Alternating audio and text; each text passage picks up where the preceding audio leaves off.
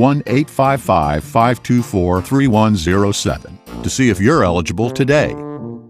Local 3 wants to send you to Dollywood, opening March 11th. You could win tickets or gold season passes to discover Big Bear Mountain, Dollywood's longest coaster ever, opening late spring. Plus tickets to Splash Country. Enter every day on Local 3's Facebook page. Count on Local 3 News for more local stories. If you have small children at home, hopefully when you gave them their breakfast this morning or perhaps their dinner when they come home tonight, they're going to eat it all up, vegetables and protein alike. But let's face it, your kids can sometimes be picky eaters. So what is a mom or a dad to do? Well, the fairy came in the form of Jennifer Scanlon de Salmarone this morning. She is a registered dietitian with the Hamilton County Health Department. Good to see you. Hey, good morning. Good to see you too. So really, within your role at the health department, you work a lot with the WIC program. Is that right? Correct, I do. But the advice you give to those moms and dads transcends to all moms and dads. And it all begins, I guess, by realizing that your children have to learn the healthy eating habit along with everything else. Yeah, I mean, and that's how we learn as adults from when we were kids. So, yeah, and the group that we work with WIC, it's children that are under the age of 5, and that's really where they're going to develop their eating habits for when not just being an older child and then a teenager, but when you're an adult. So what we're teaching them now is good habits for later. So what does that look like? Because I think as adults, a lot of us tend to restrict our food intake. Yeah. And you don't want to do that for a child. Yeah, it's hard as an adult. So the way I think about it is if you know, as an adult, you look at yourself and say, man, I wish I ate more vegetables, or I wish I like low-fat milk better. Take that and teach your kids from when they're really small. Because if they can learn that when they're very young, they won't have to worry about that as an adult. Okay, I'm gonna jump on something that you said because it's different from what I've heard. That's curious to me. So you mentioned the low-fat milk. I heard a couple years ago that as a child, you really need the fat of whole milk. Which is the answer? So for 1-year-olds, the whole fat milk is great. Because for a 1-year-old, their brain is growing really fast. Your brain's made up of a lot of fat.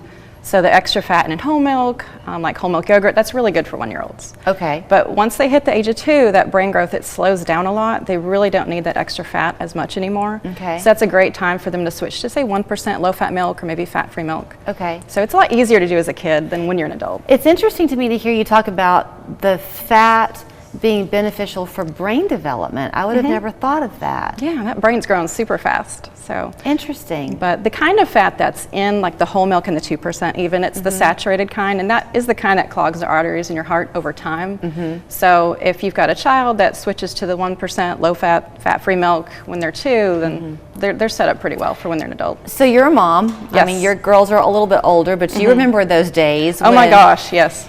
You feel like it's a great accomplishment to be out of your pajamas by noon, or the toys are picked up or whatever. So the idea of thinking, okay, please don't tell me to be a label reader, or please don't tell me to cook everything fresh at home.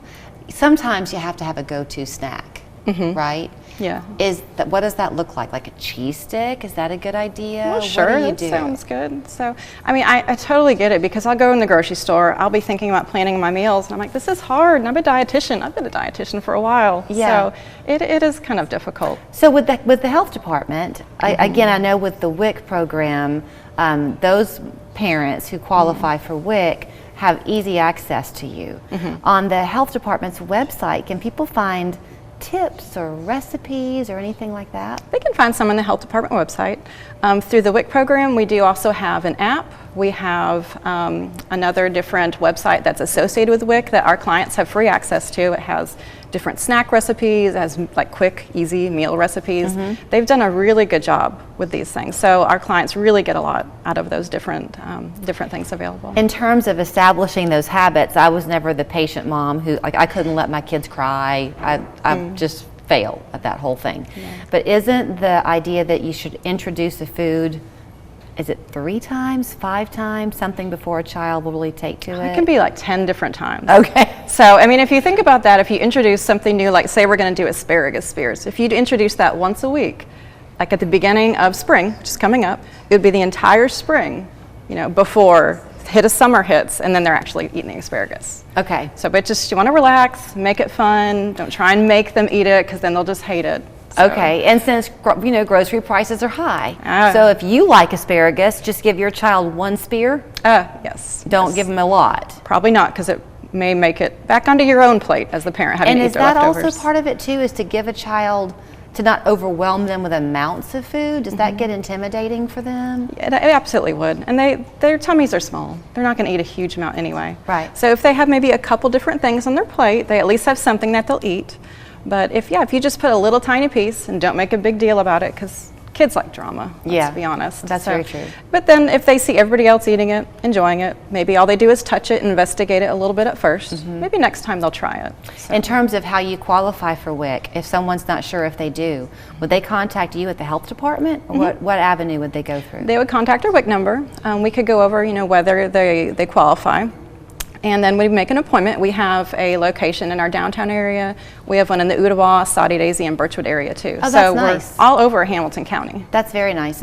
Back to your go-to snacks. If you're going to go do your grocery shopping today or this weekend or something, popcorn versus potato chips. Is there a better choice? Well, popcorn is easier to make, I think, too, at home. Can So you can buy do the yourself. ready-made though? Can you buy ready-made popcorn? Sure, they have that in bags. So Is it true that that's kind of a decently safe snack? It's not bad. So I like to add some protein in it, because if you just eat something with carbohydrates like just popcorn or an apple, it's just not going to keep you full for very long. So if you add some fat and protein, like if you have like your cheese stick with it, Okay. or maybe like a yogurt. I have a friend that she'll grate some Parmesan cheese or some cheese over her popcorn, so you've got your salty, crunchy snack with a little bit of protein there. A little gourmet. So, yeah. And before I let you run, we're not out of the woods yet. A lot of folks are dealing with allergies right now, but you can't tell if it's an allergy or a cold. Is it true that if you eat sugar, it lowers your immune system? I would say that just kind of eating nutritious in general is going to help your immune system to be better. So Okay. eating a lot of sugar, you just may not feel as good. Okay. So You may have just won the gold star because you didn't make that a definite no. People get tired of definite no's, Jennifer. well, there's not anything where you just say you absolutely can't ever eat any of this. Right. Just eat a little bit, eat some. I keep chocolate in my office. So Okay. it's okay. Oh, she's your dietitian of choice. So you'll find her at the Hamilton County Health Department. If you are interested in learning more about the WIC program, if you think that you or someone you know might qualify, it is there for children from pre-birth, right? Even in before they're born. We see women during the pregnancy from the minute they get that positive pregnancy test. Okay. They can participate. Until the child is 5. Yeah, the children participate up until their 5th birthday, Okay. but the moms continue to qualify for WIC until 6 months after delivery, and breastfeeding moms up until 12 months. All right, so here's your phone number to call, 209-8383, and it's health.hamiltontn.org. Thank you. You're welcome. Octavia Spencer brings the excitement. You're known for your expressions. I can't hide what I'm thinking. That last one was free stuff. Get ready for her biggest reaction yet. Sponsored locally by TVFCU.